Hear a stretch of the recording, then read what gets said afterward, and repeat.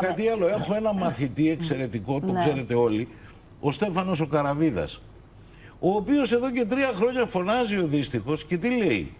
Λέει ότι βρε παιδιά αυτά τα F-16 30 και εκείνα τα μοιράζει τα 2.000 παύλα 5, μπορούμε να τα χρησιμοποιήσουμε στην Κύπρο, ένα κομμάτι στο Καστέλι και ένα να πάει στην Κύπρο στην Πάφο. Στην Κρήτη.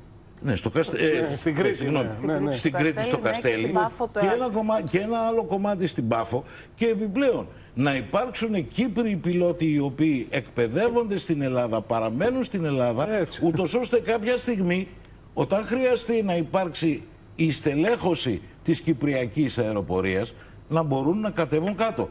Τα λέει το παιδί αυτό, ο οποίος είναι επισμηναγός ένα αποστρατεία πια και είναι εκπαιδευτής στα Εμιράτα, στα Ηνωμένα Αραβικά Εμιράτα είναι αυτή τη στιγμή.